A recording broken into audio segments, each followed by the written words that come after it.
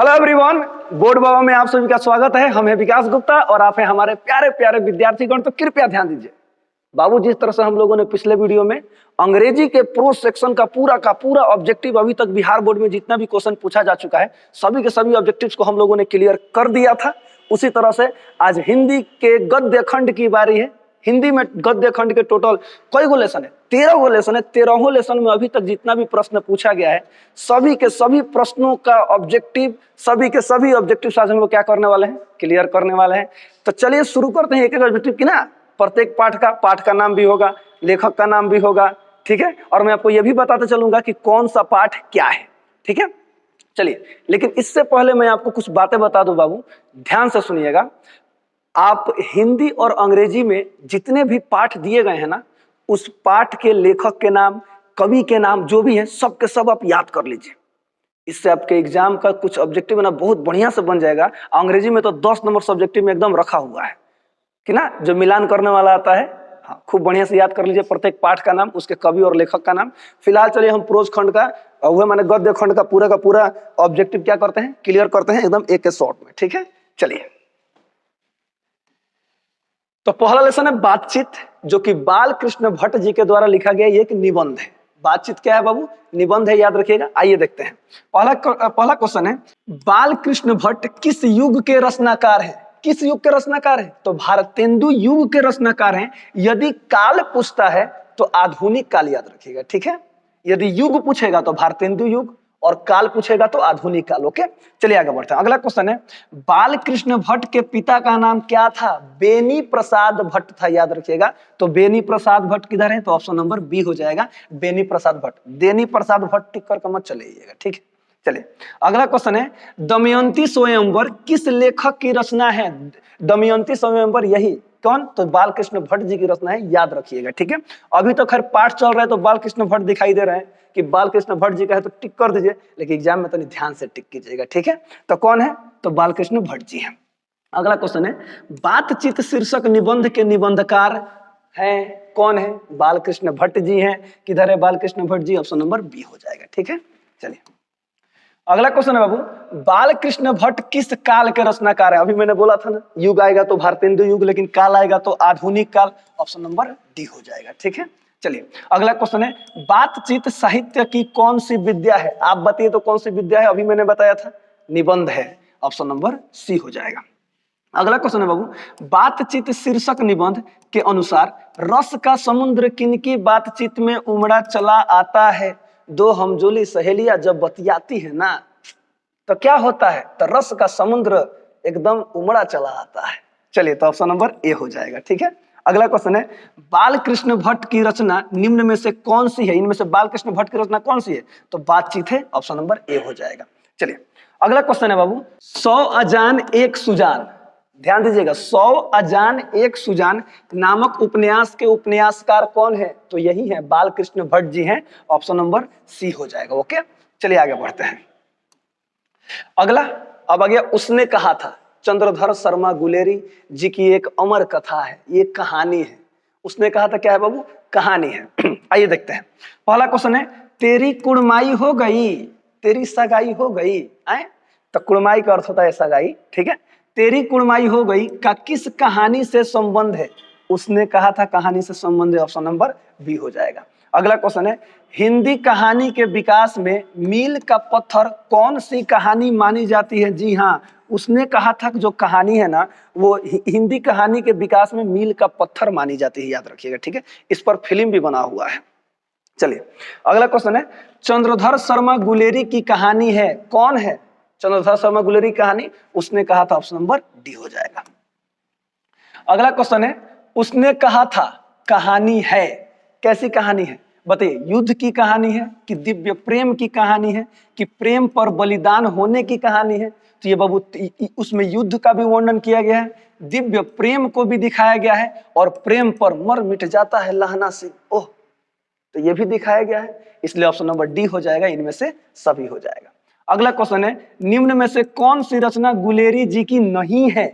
इनमें से कौन सी रचना गुलेरी जी की नहीं है? ध्यान दीजिएगा, सुखमय जीवन ये भी इनकी रचना है, बुद्धू का कांटा ये भी इनकी रचना है, उसने कहा था तो ये तो चंद्रधर शर्मा गुलेरी जी का ही है, यहाँ पर जो हारे को हरिनाम है ना बाबू, हरिनाम, ये रचना इनकी नहीं है। अच्छा बताइए तो हारे को हरिनाम किनकी रचना है, किनकी रचना है, जल्दी से बताइए।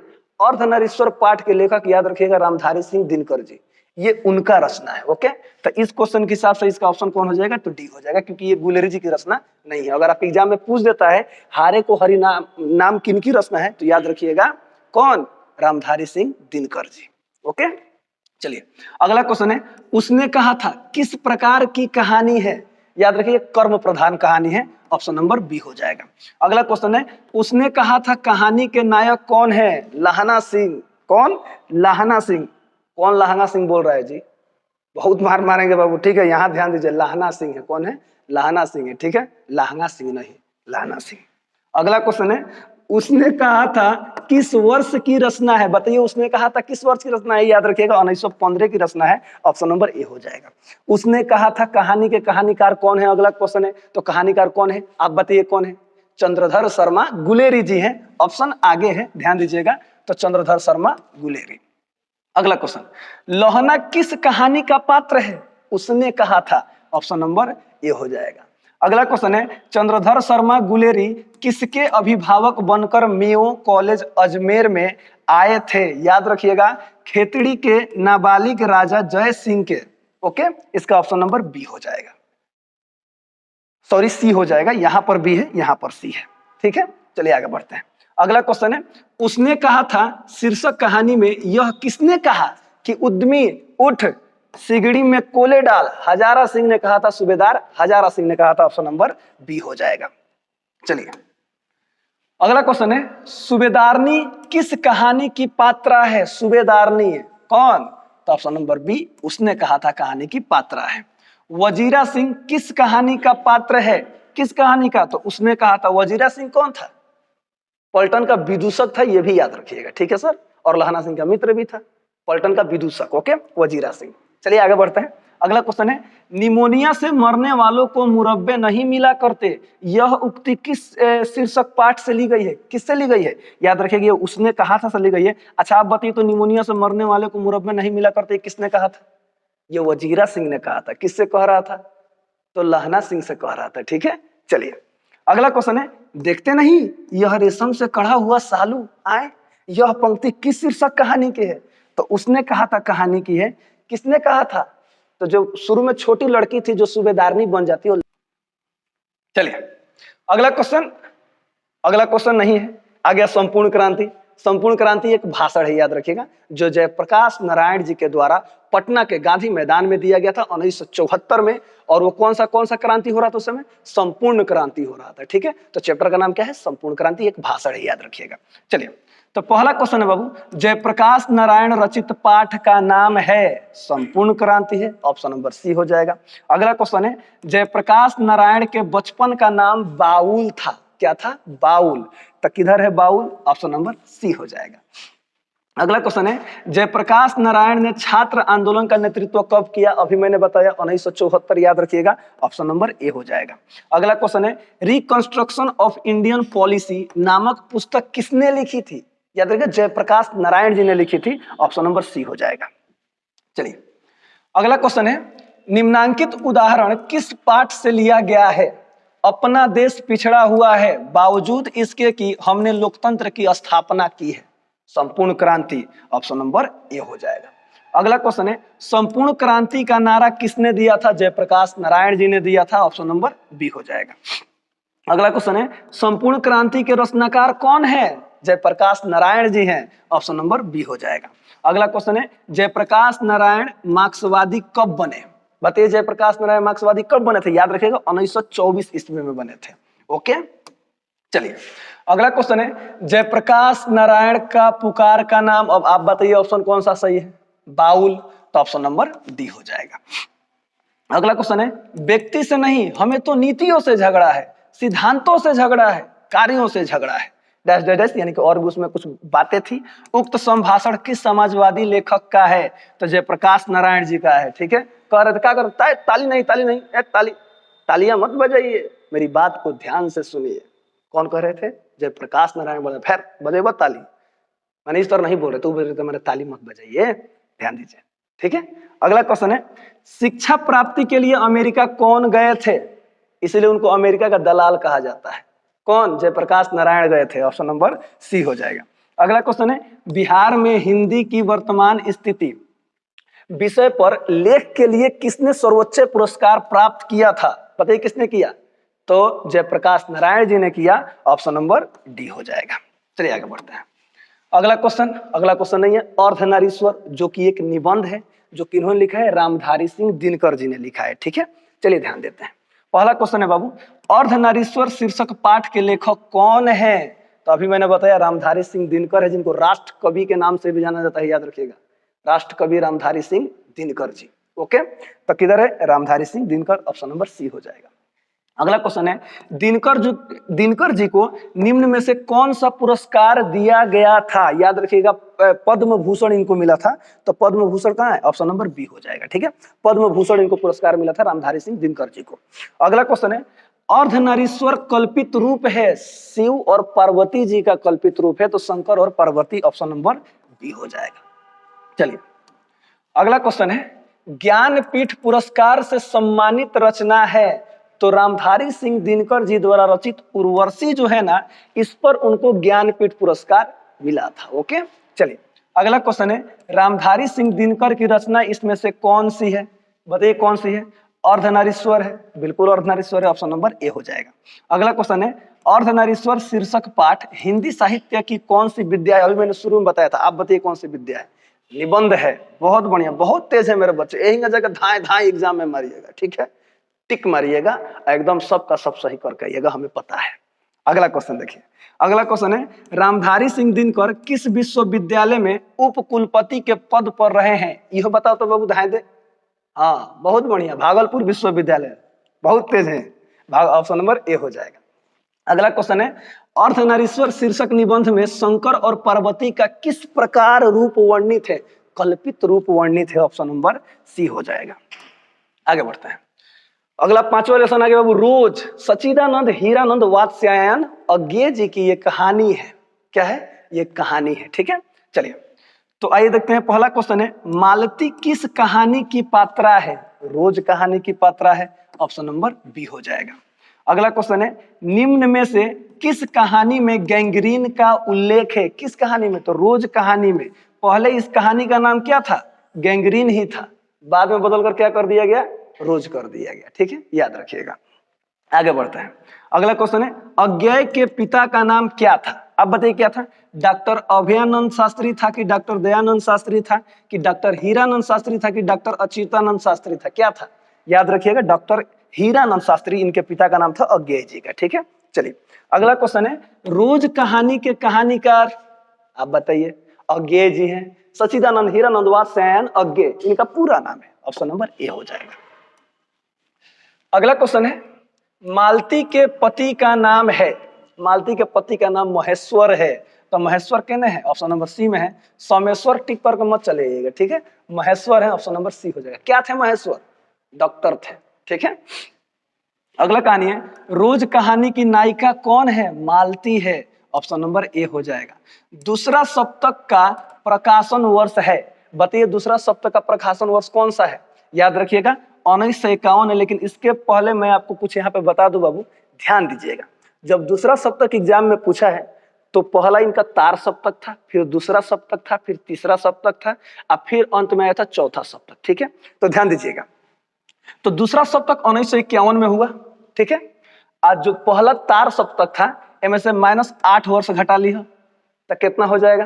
घटाइए तो 1951 में से 8 वर्ष तो कितना हो जाएगा बाबू? तो याद रखिएगा 1943 में इनका पहला सप्तक आए थे तार सप्तक, आहे में 8 जोड़ दिए। ठीक बा, तो दूसरा सप्तक आ जाएगा, सॉरी तीसरा सप्तक, क्योंकि दूसरा सप्तक 1951 है तो कितना हो जाएगा? 1959। तो हेजा तो खूब बढ़िया दिमाग लग गई, 8 8 8।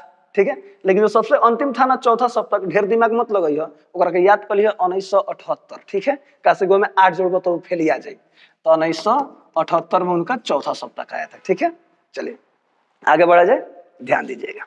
अगला क्वेश्चन बाबू, बचपन में खेलने के लिए सच्चिदानंद हीरानंद व सेन अज्ञे ने कौन सा नाटक लिखा था? इन्होंने इंद्र सभा लिखा था, याद रखिएगा, ऑप्शन नंबर सी हो जाएगा। अगला क्वेश्चन है, रोज शीर्षक कहानी में मालती मिट्टी का बर्तन गर्म पानी से क्यों धो रही थी? दही जमाने के लिए, ऑप्शन नंबर डी हो जाएगा।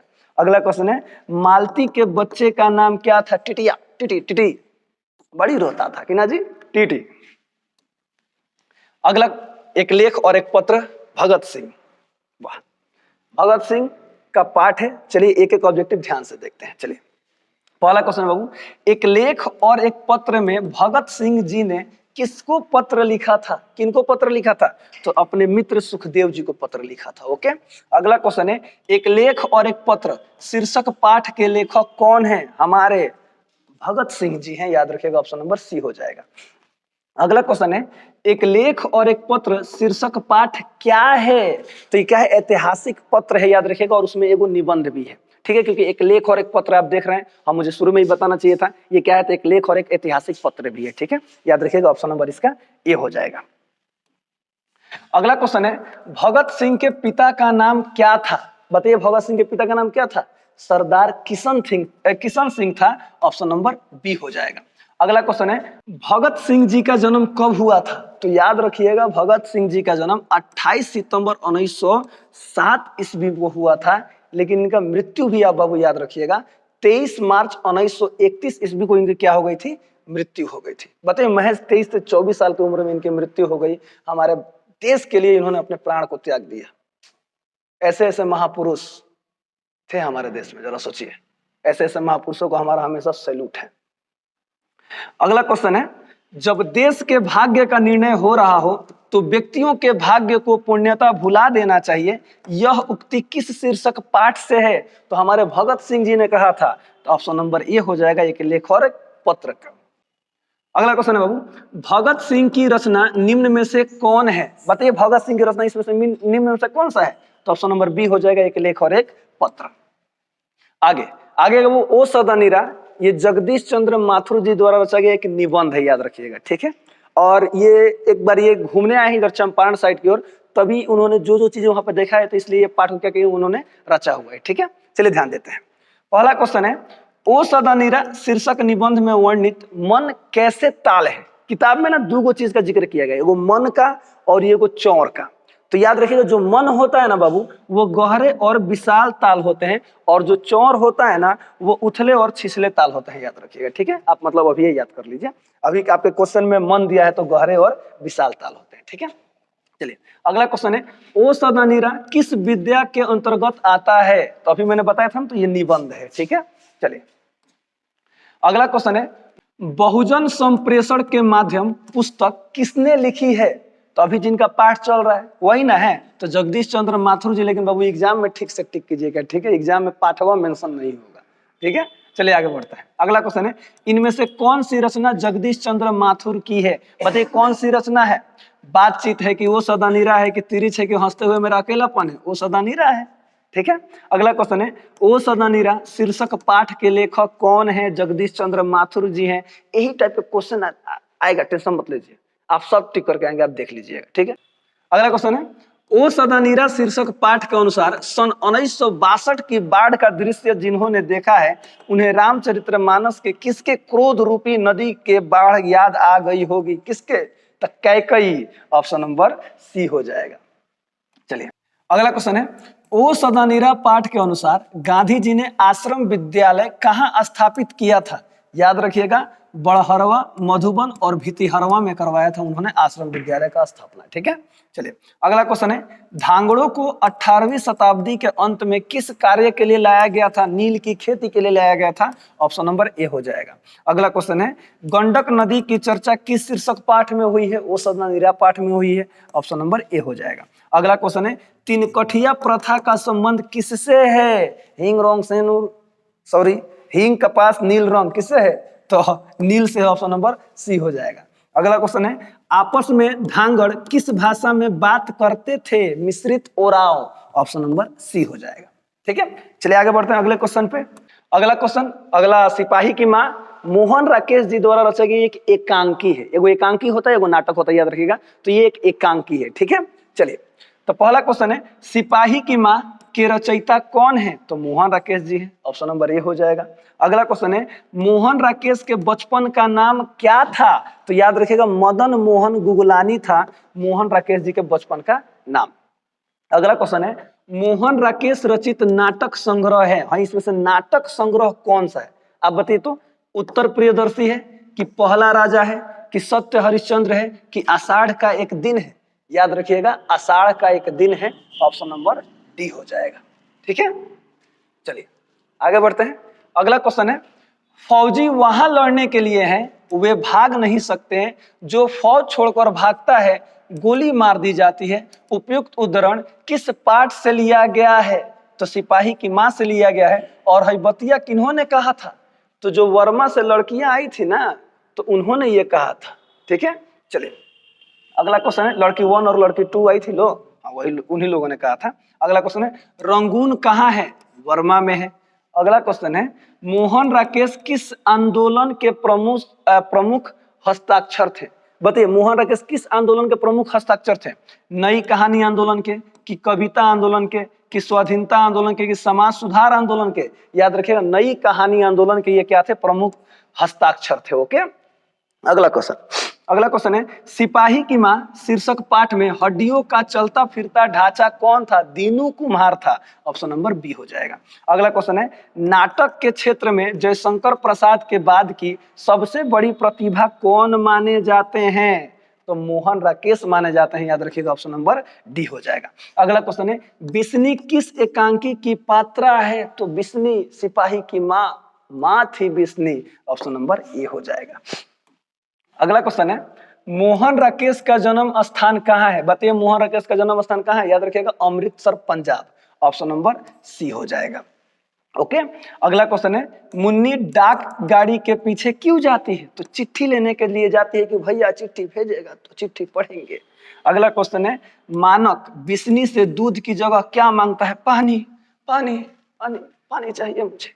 अगला क्वेश्चन है, सिपाही की मां शीर्षक पाठ की साहित्यिक विद्या क्या है?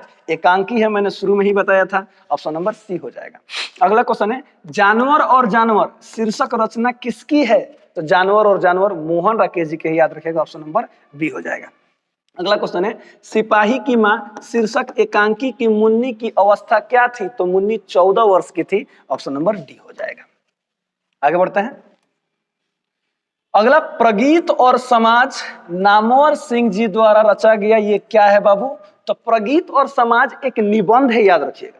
बहुत लोग बोलते हैं क्या कि एक आलोचना है, जैसे पहला क्वेश्चन दिया है, लेकिन इसके पहले मैं आपको कुछ बता दूं, ध्यान दीजिएगा।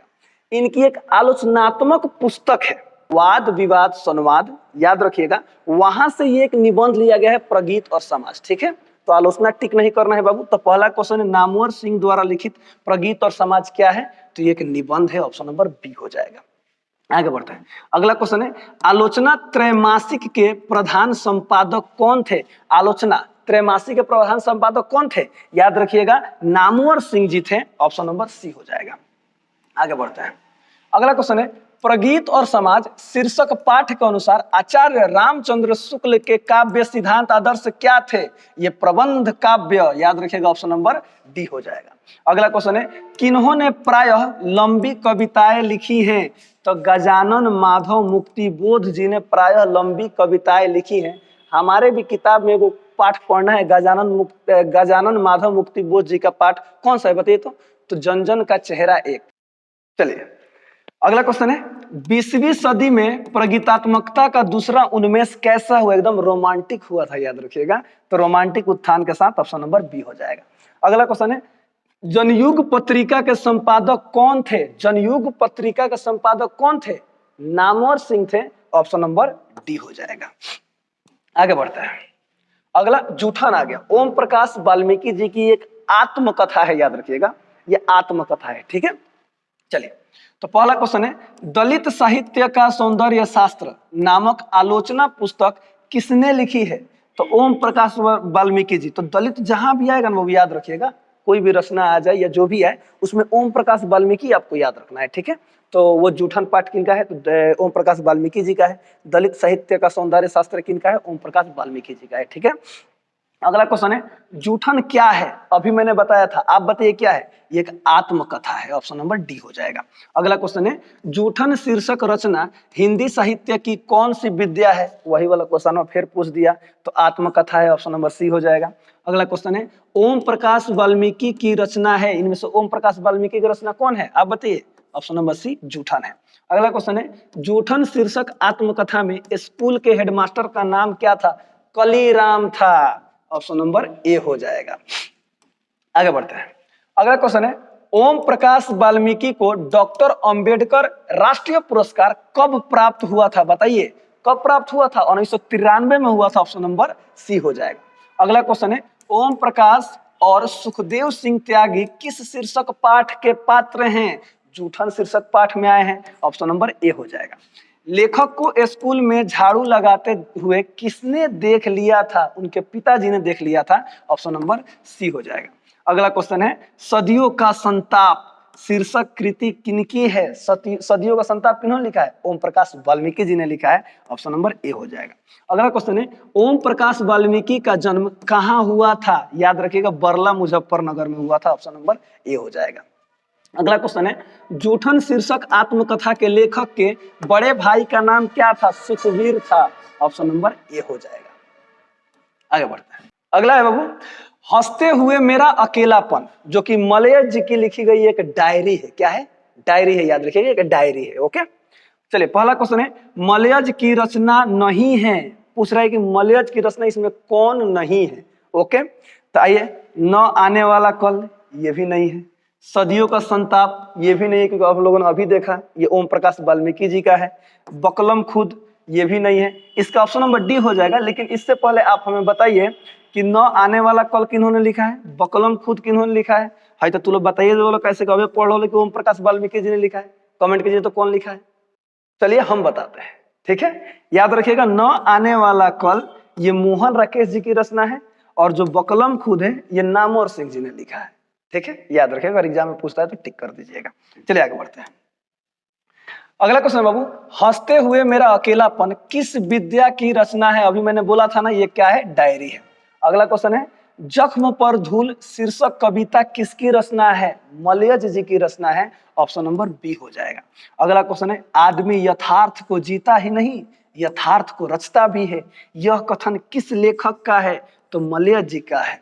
अगला क्वेश्चन है, निम्नलिखित में कौन रचना मलयज की है, कौन सी रचना मलयज जी की है, बताइए तो, छायावाद है कि वट पीपल है कि हुंकार है कि संवाद और एकालाप है, याद रखिएगा संवाद और एकालाप ये मलयज जी की रचना है। लेकिन इससे पहले अब आप कमेंट करके बताइए कि छायावाद, वट पीपल और हुंकार ये किन की रचना है।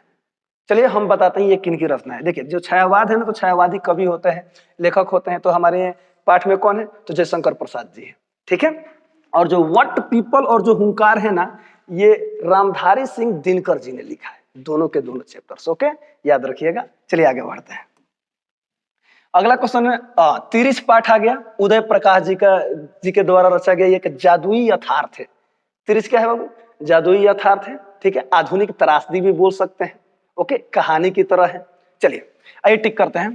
पहला क्वेश्चन है, उदय प्रकाश का जन्म कब हुआ था, अब बताइए तो उदय प्रकाश का जन्म कब हुआ था, 1952 में कि 1942 में कि 1930 में कि 1960 में, 1952 में हुआ था, याद रखिएगा, ऑप्शन नंबर ए हो जाएगा।